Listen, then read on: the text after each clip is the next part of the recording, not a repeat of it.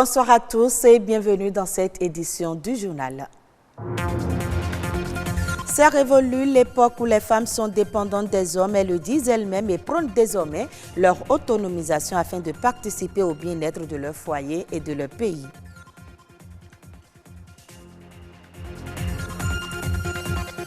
Chaque jour, les États africains investissent des milliards de francs CFA dans l'importation de produits et si l'Afrique réduisait ses importations et consommait ses produits, c'est un défi à relever.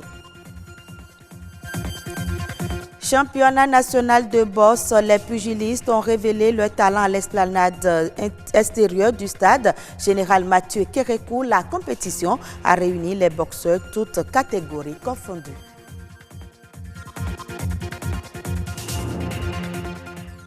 Plus question pour les femmes de dépendre de leur mari. Les premières à en prendre conscience, ce sont les femmes elles-mêmes. Elles s'émancipent de plus en plus et contribuent au développement socio-économique de leur pays. Mais au-delà, elles savent que leur autonomisation participe au bien-être de la famille et contribue à la réduction de la pauvreté. Autonomisation des femmes, c'est un reportage de Louis Koudogbo et Gloria Oni. La femme qui ne travaille pas, qui attend à ce que leur mari dépense tout dans la chambre, je vois que cette femme-là ne veut pas que leur mari évolue dans le foyer. Cette époque où la femme attend tout de son mari est révolue. La femme tient désormais à son autonomisation. Elle ne veut plus être dépendante. Une femme doit être autonome. Si elle se veut émanciper, elle doit d'abord penser à son autonomisation. Tout part de là. Tu ne peux pas vouloir qu'une personne fasse ton émancipation sans toi-même ta participation. Tu ne peux pas penser être dépendante des autres et chanter toujours émancipation. Tu ne peux pas vouloir être un oiseau dans une cage où la mère va chercher de la nourriture venue donner et penser être émancipée. Conscientes que leur participation au fonctionnement du foyer est importante, les femmes de plus en plus prônent leur implication dans la gestion financière du ménage. La femme ne doit pas dépendre de son mari à chaque moment, à chaque instant, parce que ça peut arriver que le mari échoue des fois, ou soit ait des faillites au boulot, tout ça là. Donc, si la femme était en train de faire quelque chose, elle peut aider son mari à faire, les petites gestions de la maison. Il est normal que dans un foyer, chacun puisse avoir un petit truc, un petit job ou emploi, je ne sais, qui lui permet de participer au budget familial. Il peut arriver des moments où l'homme sera en pénurie. Il n'aura pas d'argent. Il sera peut-être impayé. Et dans ce cas, la femme est appelée aussi à soutenir son mari. Il faudrait que ça soit un partenariat de gagnant-gagnant, quoi. Quand tu es avec ta femme, tout ce qui est comme dépense dans la chambre, elle va contribuer une partie, toi aussi le mari, tu vas contribuer une partie. L'autonomisation de la femme est donc une condition essentielle. Mieux, un facteur de progrès socio-économique. Être femme, c'est être autonome. Être émancipée, c'est aussi être autonome, être brave, travailleuse. Autonome dans son travail, autonome psychologiquement, autonome intellectuellement. Elle a besoin de grandir, de se débattre du lot et être vraiment femme.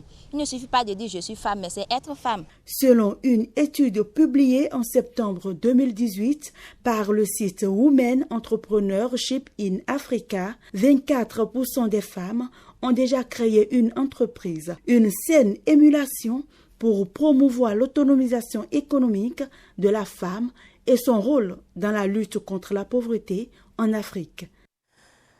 Et je l'annonçais dans les titres, l'Afrique doit relever de nombreux défis. Le continent doit pouvoir proposer et consommer ses propres produits. Son essor en dépend, mais c'est également une question d'ordre culturel. Adama Kounou est entrepreneur africain et nous en parle au micro de Évariste Zomaou et Estelle Pazou. Le consommant local, c'est cultiver local, transformer sur place, consommer ici. Voilà, quand on dit local, c'est toute l'Afrique, c'est le Bénin, c'est le Togo, c'est le Congo, c'est l'Afrique du Sud, c'est le Maroc, tout ça là, on appelle ça local, c'est l'Afrique. Le consommant local rencontre de gros défis. Le premier est culturel, parce que depuis des décennies, depuis nos indépendances, les colons, le blanc nous a formatés à ne croire qu'aux produits qui viennent de l'extérieur. Donc aujourd'hui, dans nos pharmacies, dans nos supermarchés, nos boutiques sont remplies donc de produits qui ne viennent que de l'extérieur. Et c'est seulement cela que nous croyons. Vous ne pouvez acheter un produit et le consommer que quand vous croyez en ce produit, quand vous avez confiance en ce produit. Donc, et le consommant local a un problème de confiance. Tout ce qui est fabriqué localement n'est pas bien, n'est pas de qualité, ne respecte pas les normes. Voilà, on ne croit pas à nos frères africains. Tout ce qui vient de l'extérieur est européen, est chic, est beau, etc. Donc voilà, c'est le gros problème du consommer local. Et souvent, nous percevons la chose sous l'angle agroalimentaire. Mais il y a l'angle textile, vestimentaire, il y a l'angle intellectuel, et puis tous les autres angles, l'angle stratégique aussi, politique aussi. Ce défi du consommer local va être relevé, selon moi, à 2 niveaux. Le premier niveau, c'est le niveau culturel. Nos parents produisaient africains, ils consommaient africains, ils avaient la santé, ils vivaient longtemps. Donc, consommer des produits de l'extérieur et abandonner les produits locaux, c'est perdre son identité. Donc, c'est une question identitaire. Être africain, c'est produire africain, transformer, consommer africain. Donc, nous voulons être nous-mêmes simplement. La deuxième problématique, c'est une problématique économique. Tant que nous devons et nous allons consommer les produits de l'extérieur, nous allons continuer d'enrichir l'Asie, l'Europe, l'Amérique au détriment de l'Afrique qui a un gros problème au niveau politique, au niveau économique, social, la délinquance, etc. Les jeunes qui prennent le bateau, qui se noient parce qu'ils vont aller chercher l'emploi. Donc, quand nous nous mettons à consommer, nous allons donner la chance aux entrepreneurs africains de trouver un marché pour leurs produits. Nous allons donner la chance aux entrepreneurs de grandir, donc de consommer la main-d'œuvre locale et de générer des ressources pour permettre à ce que nos pays deviennent indépendants. Voilà donc les raisons principales pour lesquelles il faudra revenir au consommer local. L'Algérie regagne sa position de premier importateur de blé de l'Union européenne devant l'Arabie saoudite. Selon les données de la société spécialisée dans l'information et l'analyse, le pays a importé entre le 1er juillet et le 8 septembre environ 700 000 tonnes de blé contre 569 000 tonnes pour l'Arabie saoudite. Avec ce volume, l'Algérie représente désormais 15,4% des parts de marché de l'UE. D'après certains observateurs, la vigueur des importations algériennes devrait réjouir de nombreux exportateurs de la zone, dont au premier rang la France qui veut sécuriser ce débouché stratégique. L'Algérie est le 3e importateur mondial de blé derrière l'Égypte et l'Indonésie. Le pays consomme plus de 10 millions de tonnes de cette céréale par an. Allons maintenant au Sénégal pour parler de sécurité maritime. Des pêcheurs artisanaux seront bientôt dotés de kits de géolocalisation insubmersibles. Il s'agit d'un outil imperméable qui va permettre une meilleure localisation des pêcheurs en mer et une grande efficacité dans les interventions d'urgence. C'est un reportage de Ndeye Aïda Dia. Trouver une réponse appropriée aux accidents en mer, c'est l'objectif de ces traceurs qui seront mis à la disposition des pêcheurs. La société Technologie, Sécurité et Surveillance, spécialisée dans le domaine de la géolocalisation, a eu à effectuer des tests à Saint-Louis, à Mbour, à Kafountine, du 8 au 24 juillet 2019, avec la participation des pêcheurs artisans sous la surveillance de la Direction de la protection et de la surveillance des pêches. Notre rencontre d'aujourd'hui, donc, va être une rencontre d'échange, une rencontre de réflexion qui vise à mesurer l'adaptabilité de cet outil aux besoins de la sécurité de la pêche artisane. Les bénéficiaires saluent l'initiative tout en demandant la subvention de ces kits.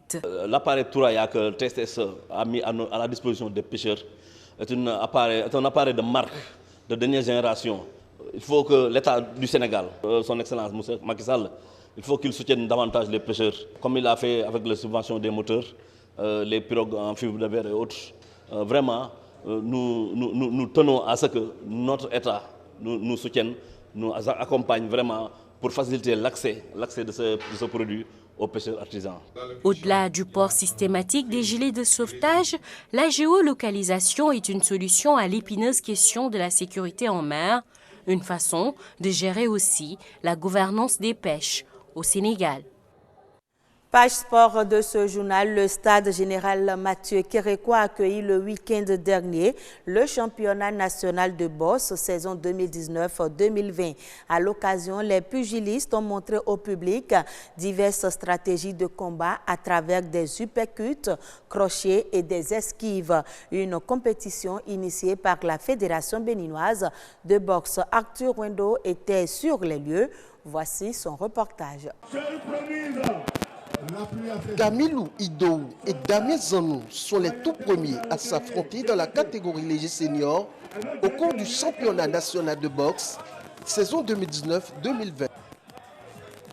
Du combat amateur féminin, léger senior, super léger senior, passant par le welter senior, puis enfin la finale néo-professionnelle. Tout était au rendez-vous pour donner un cachet spécial à l'édition 2019.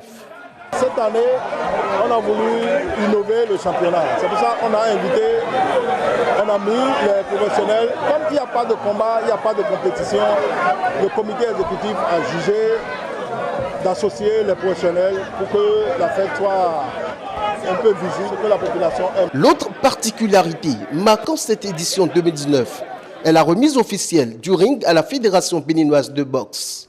Je suis venu remettre un ring olympique de manière officielle à la Fédération béninoise de boxe qui m'avait demandé ce don-là depuis.